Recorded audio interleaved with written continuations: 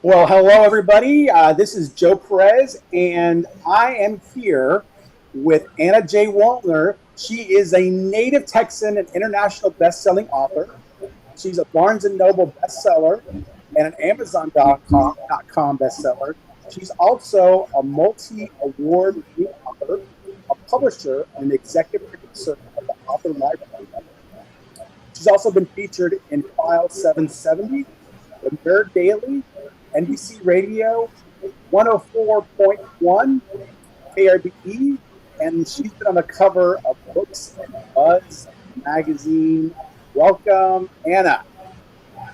Thanks, Joe. Thank you so much for having me today. It means so much to be able to be on the show as a native Texan and have be able to tell everyone about saltwater and driftwood. So, that's one of the things I heard about your book uh, through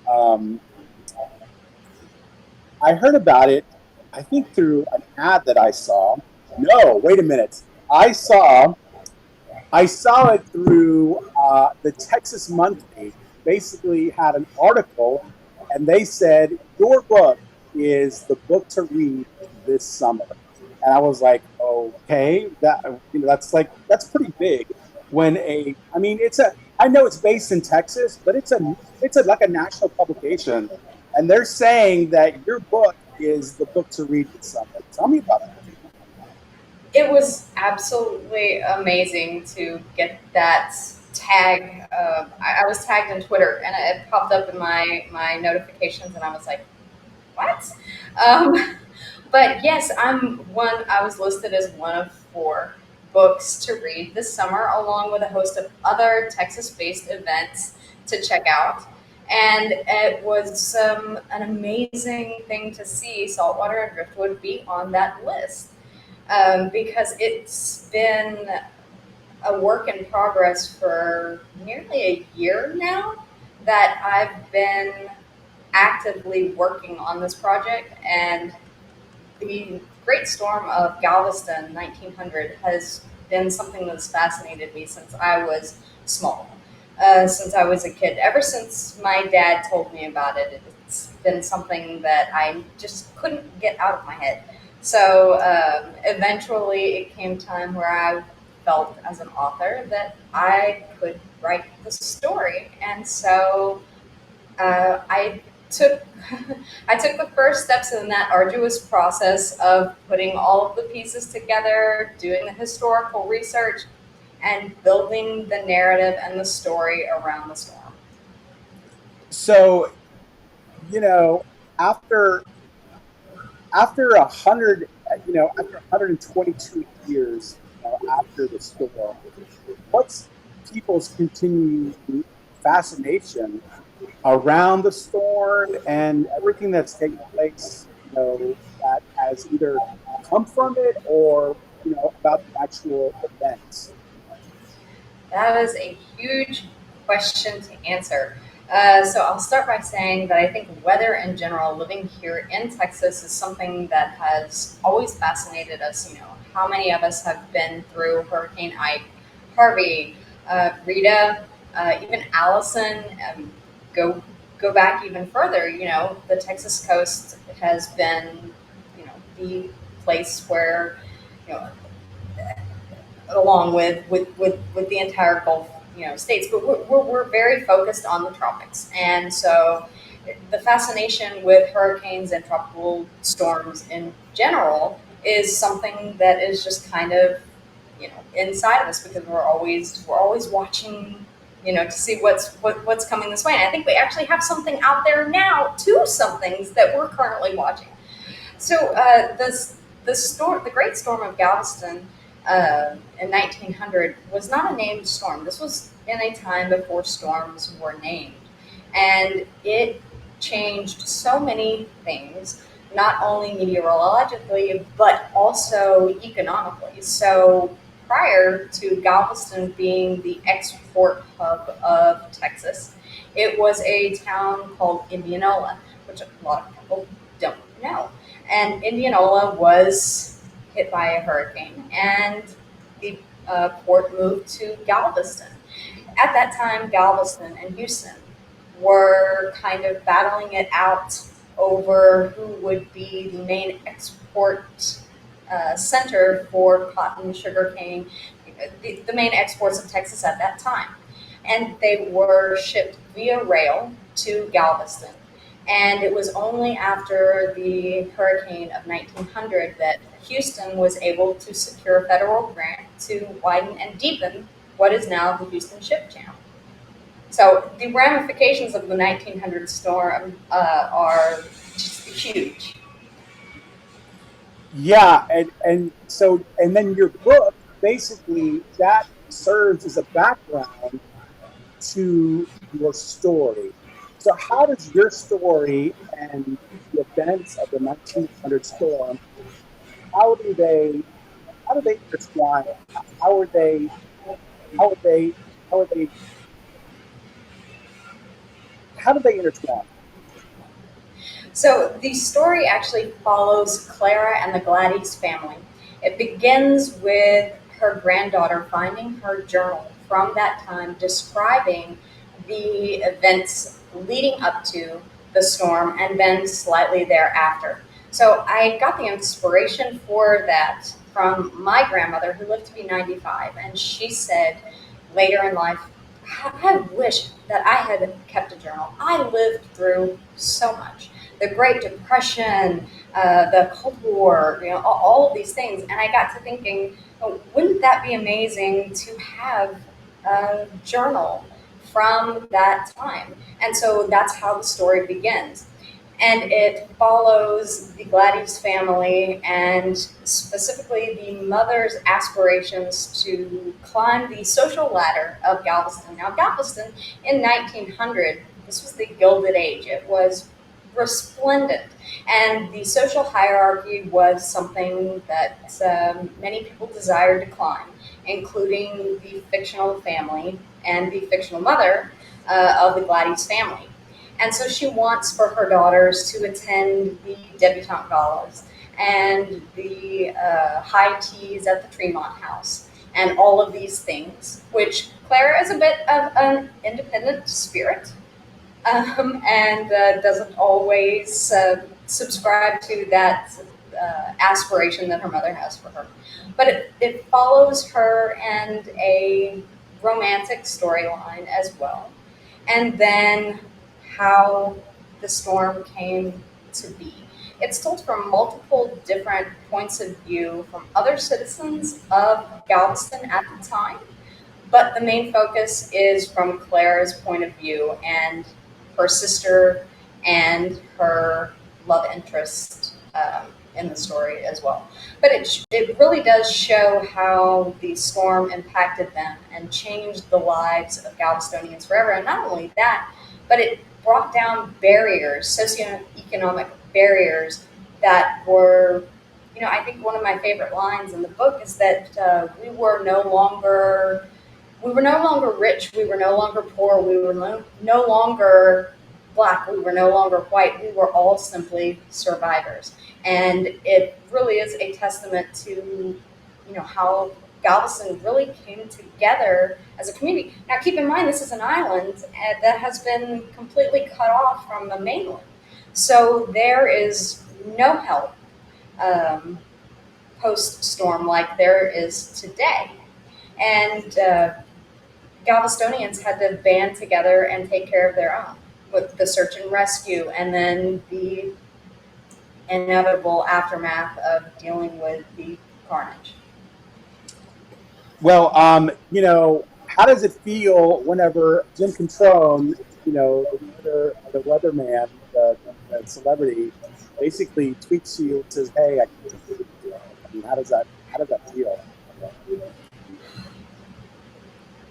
I cried. So I did. I have a huge crush. I'm not ashamed of this at all to say that I have a huge weather crush on Jim Cantori. So growing up, we're big beach going people in my family. So growing up, we would always be. I remember when the Weather Channel first came out, and we would have it on in the hotel continuously because you have to know the weather forecast if you're going fishing or if you're going to the beach or something like that.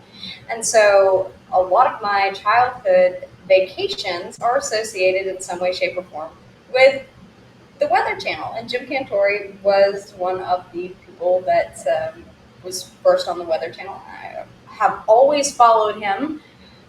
So it just was one of those, oh my gosh, kind of larger than life moments. I fangirled a lot. I did. That's awesome. Awesome. So, one of the things is that this isn't your only book that you've written. You've written a couple of other books too. And, one of the things that I always like to ask writers is, you know, how do, how do you become a successful writer? How do you become a successful someone who has their books published? Because I know a lot of people, they take time, they take so much time to write a book, and some people just, they have 3 books that they've written before, and they're, I mean, you're the top seller right now. You're in the top, I don't know if it's top 10, but you're up there. But how does it? What do you have to do to become a successful? Gotta stay up late. So I I am a mom, so I get a lot of my writing done at night. Um, as far as becoming a successful writer, I think that depends on every author's version of what they consider success. So for me, it is telling a story that resonates with readers. It is having beta readers and ARC readers and reviewers say that something about my book really spoke to them or they really enjoyed it. That for me is success. So I think that I've hit that success, and anything above that, Jim Cantori and is just icing on the cake. So I would say that it really does depend on each author's version of what they consider success. That's awesome. And another thing too is, the 1900 storm. For your book is basically it's the background. But what really inspired you to write this book?